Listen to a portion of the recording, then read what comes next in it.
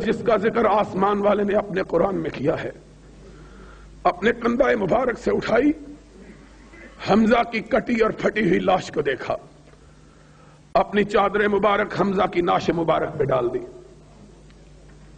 حمزہ کی بہن صفیہ بھاگی ہوئی آئی، سرور کائنات نے دیکھا پھوپھی آ رہی ہیں، آنکھوں میں آنسو آ گئے۔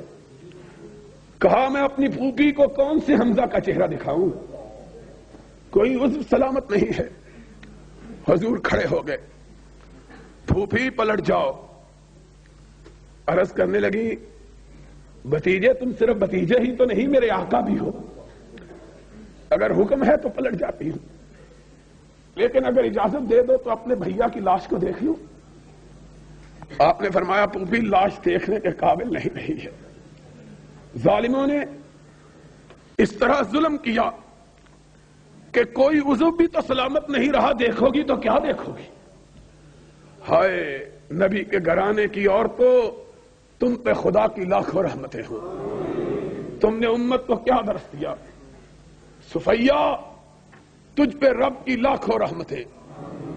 کہنے لگی آقا میں نے پہلے کہا ہے تم صرف بھتیجے نہیں بلکہ آقا و مولا بھی ہو، حکم ہے تو پلٹ جاتی ہو، لیکن اگر سمجھتے ہو کہ میں اپنے بھیا کی کٹی پٹی لاش کو دیکھ کے چیخو پکار کروں گی، ماتم و بہن کروں گی، تو ایسا تو نہیں ہوگا۔ آقا میں جب اپنے بھیا کی کٹی ہوئی لاش کو دیکھوں گی تو سر اونچا کر کے کہوں گی اللہ تیرا شکر کہ تو نے میرے بھیا کو وہ موت عطا کی کہ اس نے اپنی بہن کا سر ساری بہنوں سے اونچا کر دیا ہے۔ کیوں؟ ساری بہنیں اپنے بھائیوں کے سر اٹھا کے اپنے رب کی بارگاہ میں آئیں گی، اللہ میرا بھیا تیری بارگاہ میں اپنا سر کٹا کے آیا ہے، اور میں آؤں گی سر فخر سے بلند کر کے اور کہوں گی اللہ ساری بہنوں کے بھائی تو صرف سر کٹا کے آئے اور صفیہ کا بھائی اپنے جسم کا ایک ایک حصہ کٹا کے آیا ہے، ایک ایک حصے کی قربانی۔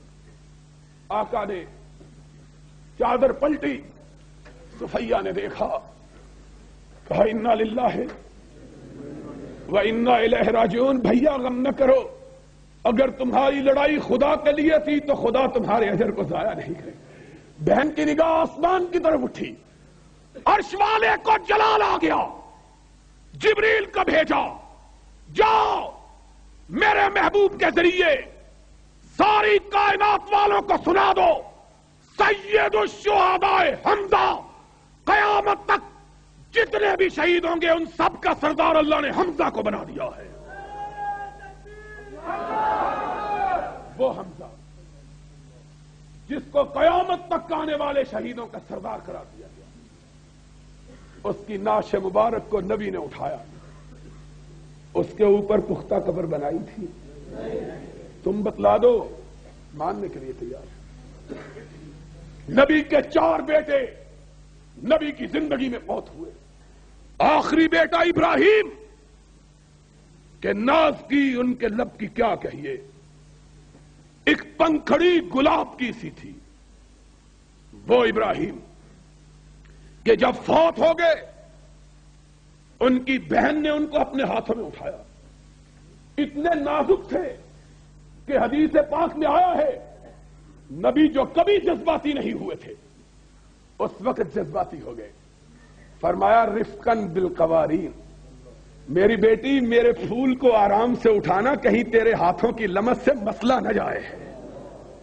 اتنا نازک ابراہیم، اس ابراہیم کی لاش کو حضور نے اپنے ہاتھوں پہ رکھا، بڑھاپے کا آخری بیٹا، لبوں پہ الفاظ ہے انا بفراقک یا ابراہیم لمحزونون رضینا بقضاء اللہ ما نقول الا ما یرضی اللہ۔ ابراہیم تیری جدائی کا غم تو بہت ہے، لیکن تیرے باپ کی زبان سے صرف وہی لفظ نکلے گا جو رب کو پسند ہو، اور کوئی نہیں۔ آنکھوں سے آنسو موتیوں کی طرح گر رہے، سرور کائنات کو روتے ہوئے صحابہ نے دیکھا، کوہرام مچ گیا۔ ایک صحابی ڈرتے ڈرتے آگے بڑھا، اس نے کہا یا رسول اللہ اس مسکراتے ہوئے چہرے پہ آنسوؤں کی لڑیاں، آپ بھی رو رہے ہیں۔ آپ نے فرمایا ساتھی یہ میرے جگر کا ٹکڑا تھا جو مجھ کو چھوڑ کے اپنے رب کے پاس چلا گیا ہے، اور انسان یہ خون اور گوشت کا پتلا یہ غموں سے متاثر ہوتا، خوشی سے متاثر ہوتا ہے، لیکن زبان سے شکوے اور شکایت کی لفظ مومن نہیں نکالتا۔ یہ حضور کی حالت، اٹھایا بیٹے کو قبرستان میں دفن کیا، جاؤ بخاری شریف، مسلم شریف، ترمذی، ابو داؤد، نسائی، ابن ماجہ، مسند احمد، موطا امام مالک، حدیث کی ساری کتابیں اٹھاؤ، صحابہ سے کوئی ایک روایت مت لاؤ کہ کسی نے کہا ہو جہاں حضور نے اپنے بیٹے کو دفن کیا کسی کو اس کی قبر معلوم بھی تھی کہ نہیں تھی۔ کپڑے مٹنے کے لیے فرمان رسول علی کو یہ اہل حدیثوں کے ہاتھ میں، ما رأیت قبرا مشرفا الا سویتا ولا صورتا الا طمستا۔ اے علی جاؤ، جو بالش سے قبر اونچی نظر آئے اس کو برابر کر دو، جو مورتی نظر آئے اس کو مٹا دو۔ اہل حدیث رسول کا پیغام لے کر قبروں کو مٹانے کے لیے نکلے، تم قبروں کے بنانے کے لیے کوئی جھوٹی حدیث ہی دکھا دو، کوئی دکھا سکتے؟ لڑتے ہیں اور ہاتھ میں تلوار بھی ہے، لڑتے ہیں اور ہاتھ میں۔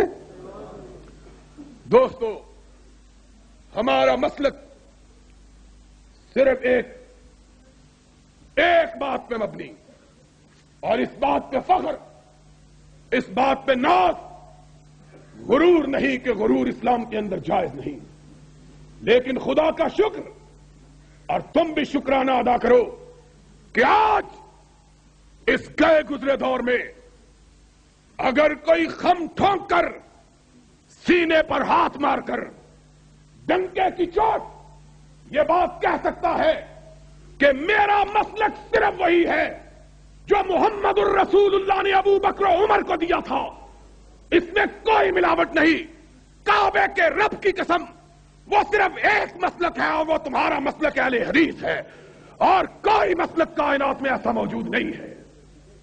جاؤ لوگوں سے پوچھو، ساری دنیا کے مسلک والوں سے، کوئی کہے گا بزرگ کی ملاوٹ ہے، کوئی کہے گا امام کی ملاوٹ ہے، کوئی کہے گا فقیہ کی ملاوٹ ہے، کوئی کہے گا محدث کی ملاوٹ ہے۔ ہم نے کہا جس میں بھی ملاوٹ ہو، چاہے ملاوٹ کتنی پاکیزہ ہی کیوں نہ ہو، اس کو خالص، دودھ خالص وہی ہے جو بھینس کے تھنوں سے نکل کر آتا۔ اگر اس کے اندر روح کیوڑا ملا دیا جائے تو دودھ خالص ہوگا؟ اگر اس کے اندر زمزم کا پانی ملا دیا جائے دودھ خالص؟